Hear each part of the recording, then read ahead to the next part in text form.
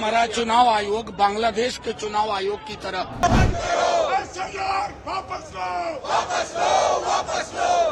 Election Commission is not functioning as the Election Commission of India.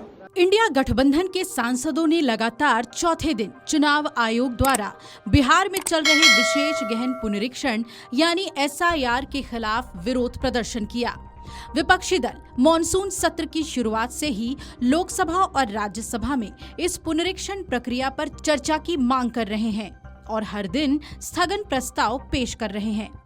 विपक्ष का आरोप है कि SIR की आड़ में मतदाता सूची में हेराफेरी की जा रही है।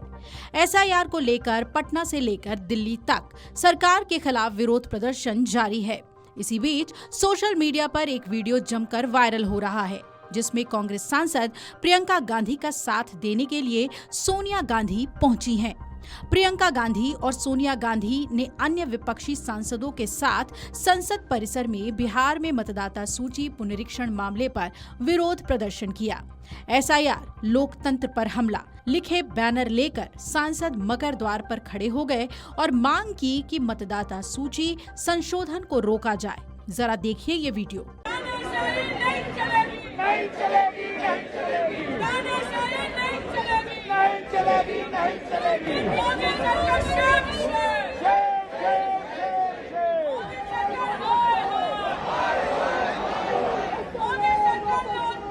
SIR को लेकर राजद सांसद मनोज झा ने इसी की तुलना बांग्लादेश चुनाव आयोग से की है। सुनिए। अगर हमारा चुनाव आयोग बांग्लादेश के चुनाव आयोग की तरह व्यवहार होगा, अगर वो आदर्श बन जाएगा तो दलों के पास, नागरिकों के पास कोई विकल्प नहीं बचा। अरे कुछ नहीं, एक विदेशी वोटर का नाम बता, एक विदेशी वोटर का नाम उनके ना BLO बोल रहे हैं ना कोई। अगर ये सरकार के इशारे और इरादे पर बिहारियों को बेदखल करने की योजना बना रहे हैं ना, तो आग से खेल रहे हैं। तो वही चुनाव आयोग को चेतावनी देते हुए राहुल गांधी ने क्या कुछ कहा, जरा ये भी सुन लीजिए। मैंने जो कल बोला था, जी देखिए बहुत सीरियस मैटर है। Election commission is not functioning as the election commission of India. Today they made some statement. This is complete nonsense, right? The fact of the matter is that election commission is not doing its job. Now we have concrete 100% proof of election commission allowing cheating in a seat in Karnataka. Not 90%. When we decide to show it to you, it is 100% proof. Okay? And we just looked at one constituency and we found this.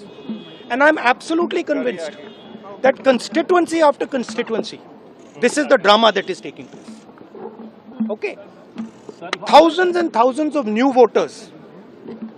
New voters. How old are they? 50, 45, 60, 65. New voters.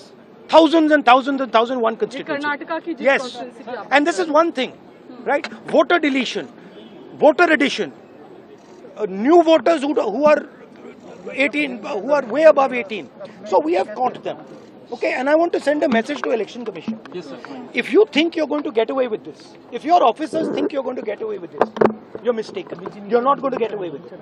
Because we are going to come for you. दूसरी तरफ चुनाव आयोग ने बिहार मतदाता सूची पुनरीक्षण मामले पर बयान जारी किया है और सवाल किया है कि क्या चुनाव आयोग को फर्जी मतदाताओं को भी मतदाता सूची में शामिल कर लेना चाहिए।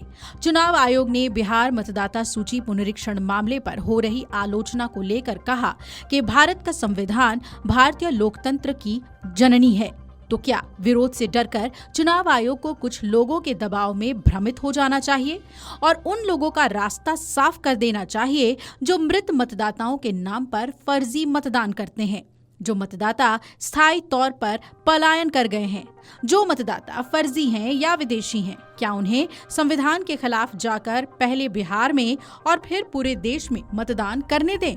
चुनाव आयोग ने ये भी पूछा कि क्या हमें निष्पक्ष प्रक्रिया के जरिए मतदाता सूची को तैयार नहीं करना चाहिए? मतदाता सूची ही निष्पक्ष चुनाव और मजबूत लोकतंत्र का आधार होती है। इन सभी सवालों पर हम भारतीयों को गंभीरता से और राजनीतिक वैचारिकता से परे जाकर सोचना चाहिए।